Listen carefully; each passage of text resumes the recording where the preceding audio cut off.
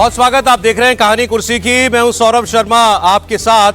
और हम लोग बात कर रहे थे अभी कि चुनावों की जब बात कर रहे थे कि बिहार में जबरदस्त जीत हुई और मोदी जी ने वहां से बिहार का मंत्र भी दे दिया, अपनी पार्टी को अगला टारगेट भी दे दिया। उसकी बात अभी थोड़ी देर में, लेकिन आपको मैं प्रधानमंत्री की तस्वीर ही दिखा देता हूं। प्रधानमंत्री नरेंद्र मोदी इस वक्त जो हैं वो आपको गुजरात में जो हैं वो दिखाई दे रहे हैं। आज ही वो गुजरात पहुंचे और पहले सूरत वो गए थे और Mumbai Ahmedabad high speed rail corridor को उन्होंने देखा जाकर के, और उसके बाद नर्मदा जिले के वो डेडियापाड़ा में हैं और देव मोगरा मंदिर में जाकर के उन्होंने जो है वो पूजा की। इसके बाद एक उनका रोड शो भी हुआ और इसके बाद भगवान बिरसा मुंडा की 150वीं जयंती समारोह में प्रधानमंत्री शामिल हुए हैं। ये वहाँ की तस्वीरें जो हैं वो इस वक्त आप देख रहे हैं। तो बिरसा मुंडा जी जो हैं वैसे तो देश के नायक हैं, लेकिन झारखंड से थे। उनकी 150वीं जयंती है आज। प्रधानमंत्री गुजरात में थे, लेकिन बिरसा मुंडा को नहीं भूले और वहाँ उनकी प्रतिमा लगी थी। वहाँ जाकर उन्होंने पुष्प अर्पित किए हैं, फूल चढ़ाए हैं। अब कोई कहेगा कि साहब ये तो इसमें भी राजनीति है, तो झारखंड में तो अभी कोई चुनाव ऐसा आने नहीं जा रहा है और राज्यों में भी जहाँ अभी चुनाव है नहीं, अभी अगले साल कोई चुनाव हो तो उसमें भी कोई उसके अगले गुजरात भी 18 में है मेरे ख्याल में, 28 में। तो अभी कोई ऐसी कोई जहां बहुत ज्यादा जुगत उनको आदिवासी वोट की लगानी हो, ऐसी कोई मजबूरी भी नहीं है। लेकिन अपने देश के नायकों को, हीरोज को अगर याद किया जा रहा है और देश का प्रधानमंत्री नहीं करेगा तो और कौन करेगा, तो ये ठीक है, उसकी भी तस्वीर है। लेकिन ये पार्टी देखिए कैसी है। आप इसमें लाख कमियां ढूंढिए, विचारधारा से आपको प्रॉब्लम हो, जो भी हो, लेकिन इनको यह मालूम है कि हमारा काम क्या है और अपना काम करना कैसे है। कल जीत हुई है और आज प्रधानमंत्री गुजरात पहुंच गए और इनके जो इलेक्शन इंचार्ज हैं वो बंगाल पहुंच गए और बंगाल को लेकर कल प्रधानमंत्री ने कल ही टास्क दे दिया अपने लोगों के ऊपर। अगले चुनाव की तैयारी उन्होंने शुरू कर दी। बिहार में जीत का जश्न मनाने के बजाय ये अपनी टीम को प्रधानमंत्री अगले चुनाव के लिए तैयार कर रहे थे। बिहार के नतीजों के बाद प्रधानमंत्री मोदी ने अपने कार्यकर्ताओं को यहां दिल्ली में अपने बीजेपी हेडक्वार्टर में संबोधित करते हुए अगले साल 2026 में होने वाले चुनावी राज्यों की पूरी लिस्ट गिनाई और कहा कि सबको अभी से तैयारी में लग जाना है। बिहार में एनडीए का, राजद के राज में जंगल राज का नैरेटिव जबरदस्त चला, हिट हुआ, इतनी ऐतिहासिक जीत मिली। अब बंगाल में भी मोदी ममता राज में कानून व्यवस्था, और उसको भी वो जंगल राज ही कह रहे हैं, अब उसको प्रमुख मुद्दा बनाकर चुनाव में जाने की तैयारी कर रही है। पिछले विधानसभा चुनाव में बीजेपी ने ममता बनर्जी को थोड़ा डेंट जरूर किया था उनकी पार्टी को, लेकिन विपक्ष में रही, नंबर बहुत बड़े बीजेपी के। लेकिन इस बार अगर नरेंद्र मोदी का ये फॉर्मूला चलता है और बिहार से बहुत कुछ सीखा होगा इन्होंने, तो फिर ममता बनर्जी के लिए बड़ी मुश्किल है। अगले वर्ष कहां चुनाव है? अगले वर्ष बंगाल में चुनाव है, असम में चुनाव है, तमिलनाडु में चुनाव है, केरल के अंदर इलेक्शन होने वाला है, पुडुचेरी के अंदर इलेक्शन, 5 राज्यों की, ये 5 राज्य हैं। और इनमें से आप देखें तो बीजेपी के लिए जमीन कहां कहां है? डेफिनेटली पश्चिम बंगाल में है, असम में तो पिछले 10 साल से सत्ता में है। दक्षिण की बात जो है वो हम लोग अलग से करेंगे। तो असम और बंगाल, और उसमें भी विशेषकर बंगाल, ये बीजेपी का अगला टास्क है। गंगा जी यहां बिहार से बहते हुए ही बंगाल तक पहुंचती है।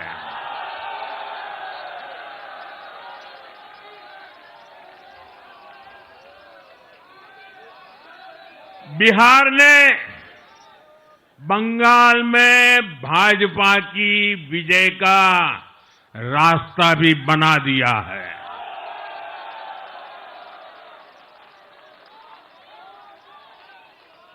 मैं बंगाल के भाइयों बहनों को भी आश्वस्त करता हूं, अब भाजपा आपके साथ मिलकर पश्चिम बंगाल से भी जंगल राज को उखाड़ फेंकेगी।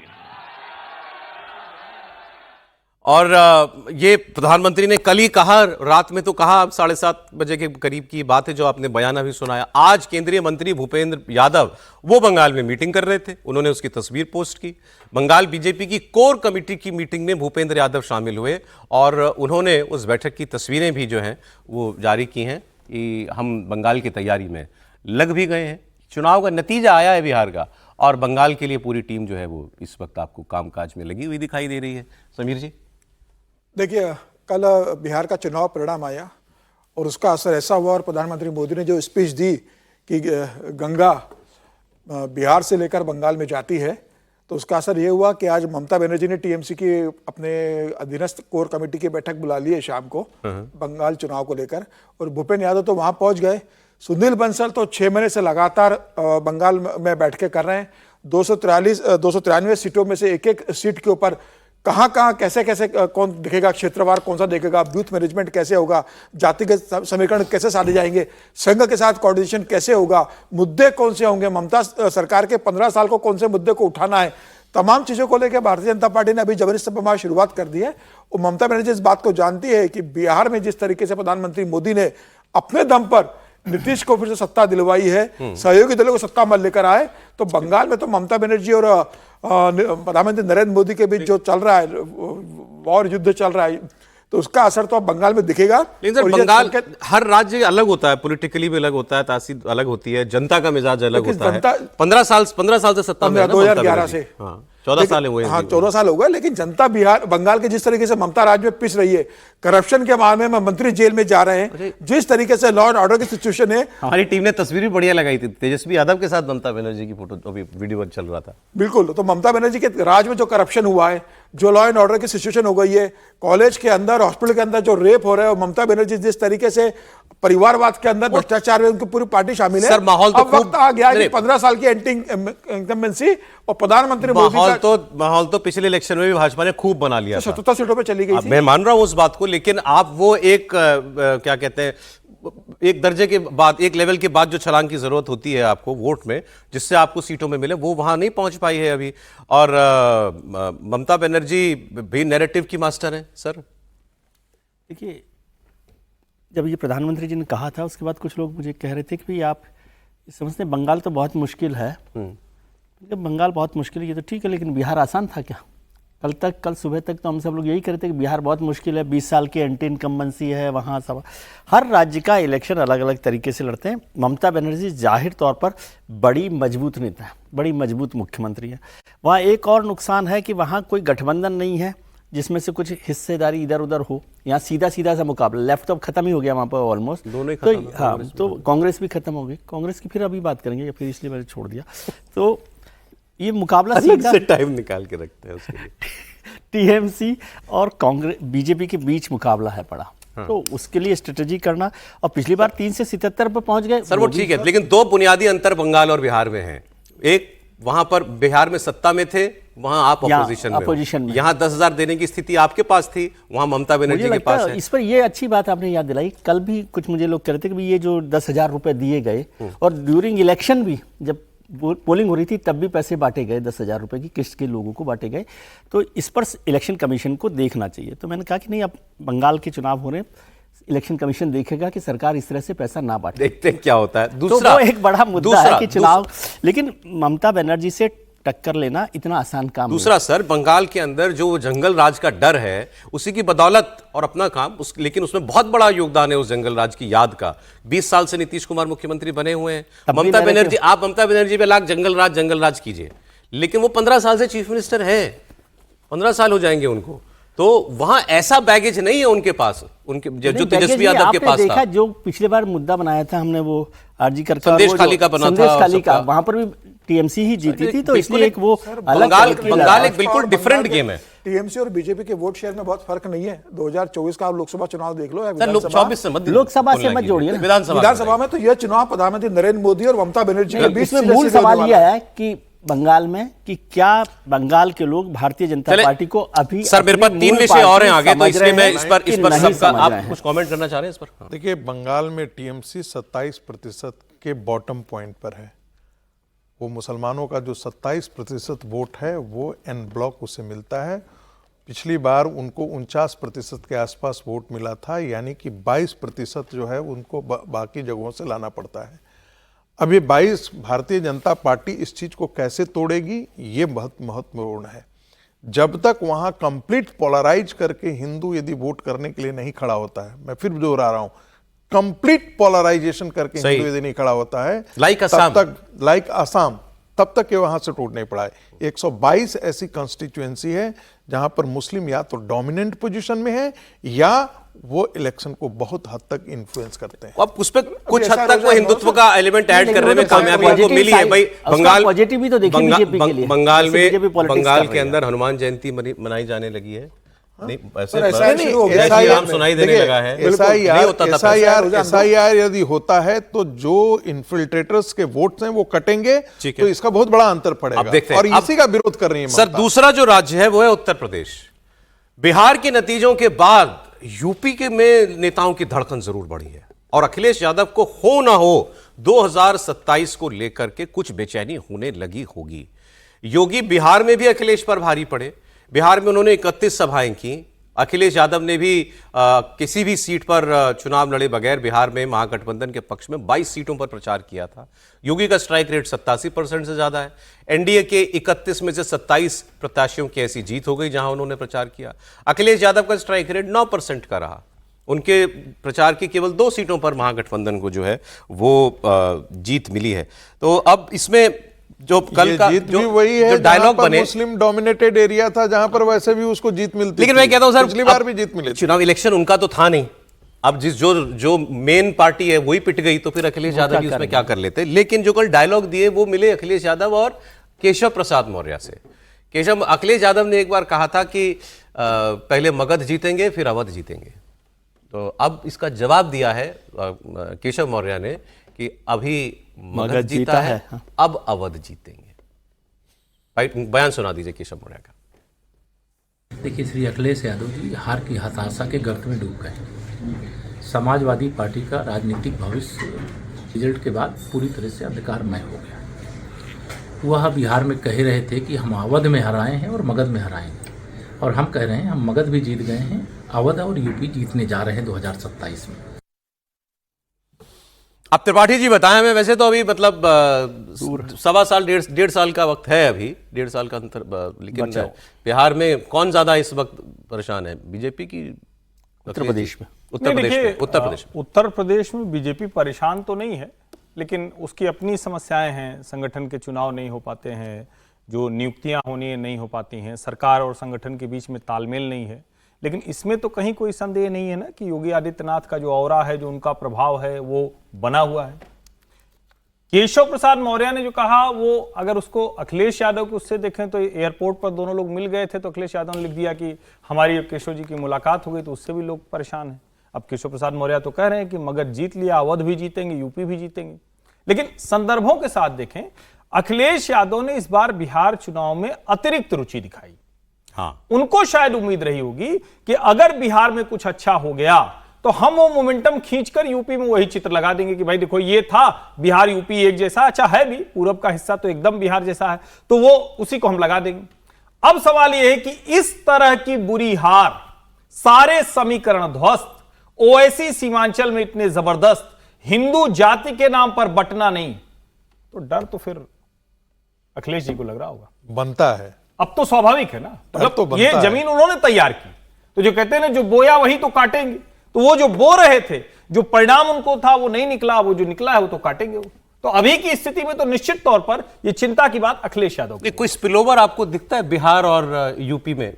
नहीं, वैसे तो मैं कई बार कहता हूं कि एक राज्य का दूसरे राज्य के चुनाव से लेना देना ही नहीं होता। उत्तर प्रदेश सीमा समाप्त होती थी और मुलायम सिंह को नमस्ते करने वाले नहीं मिलते थे।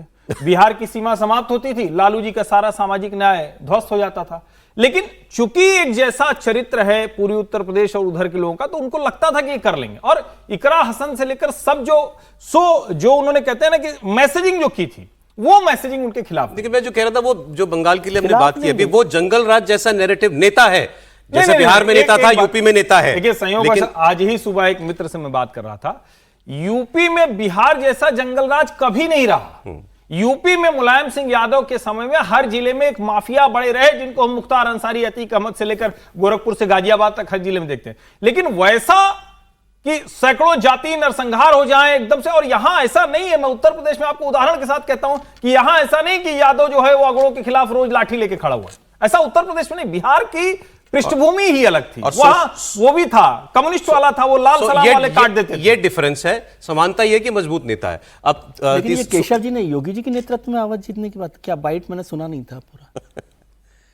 नहीं, ऐसा उन्होंने सुना तो था, लेकिन बहुत मासूमियत से आप सवालों की अवज्ञा अरे करते सर, आप जिस तरह से कर रहे हैं हम में से सब मासूम ही रह जाएंगे। नहीं, मैं ये पूछना चाह रहा था, बिहार जैसा जो सोशल कोलिशन है उनके पास, जो एनडीए के पास था, क्या यूपी में ऐसा है बीजेपी के पास? देखिए, मुझे लगता है कि सामाजिक गठजोड़। देखिए, आप देखेंगे कि 2014 का चुनाव जो भारतीय जनता पार्टी उत्तर प्रदेश में जीती थी, उसमें बहुत बड़ी भूमिका इस सोशल कोएलिशन की है।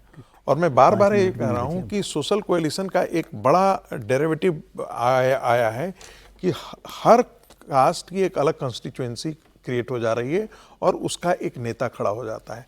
आप देखेंगे फिर कि सवर्णों की एक कम्युनिटी का एक नेता नहीं होगा, लेकिन जिसे आप कह रहे हैं कि जैसे दलित हुआ या सोशल लैडर पर नीचे, उनके अंदर एक नेता खड़ा हो जाता है। और ऐसी स्थिति में बिहार के अंदर तो ये काम कर गया, उत्तर प्रदेश में यदि वही सोशल कोएलिशन ये वीव कर लेते हैं तो मुझे लगता है रास्ता आसान होगा। उत्तर प्रदेश में ये और ज्यादा आसान होगा क्योंकि उत्तर प्रदेश में सवर्णों का जो वहां प्रतिशत है, वो पीडीए उससे बेहतर खूब है। करते हैं अखिलेश जी। देखिए, वो पीडीए करते रहे, उसे कोई फर्क नहीं पड़ता है। मैं तो बार बार कहता हूं, with you, without you, in spite of you, यदि हिंदू समाज इकट्ठा हो गया तो फिर रास्ता साफ है। जी सर, यूपी पे आपकी राय?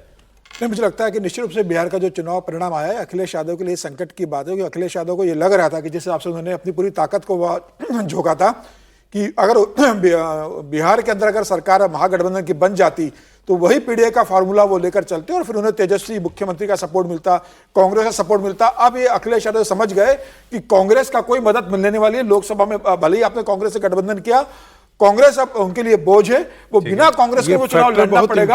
अखिलेश कांग्रेस का साथ छोड़ेंगे? निश्चित रूप से छोड़ेंगे, निश्चित रूप से छोड़ेंगे। अब अखिलेश यादव पूरी अकेले की दम पर तैयारी करेंगे।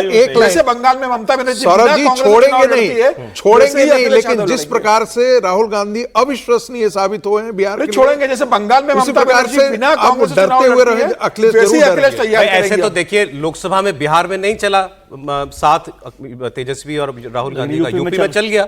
अखिलेश जी का तजर्बा तो कांग्रेस के साथ खराब नहीं है ना? खराब नहीं है सर, था ना, ये लड़ सकते, पॉलिटिकल लीडर लड़के लड़ सकते, तब तर्जुबा खराब रहा। दो अभी उसके बाद आगे लेटेस्ट उदाहरण की बात आ गए उसके। मुझे नहीं लग रहा कि कांग्रेस अखिलेश जी का साथ छोड़ेगी, क्योंकि अखिलेश जी का साथ छोड़ेंगे वो क्या करेंगे खुद? आप अखिलेश जी की चिंता ही करते हैं हमेशा।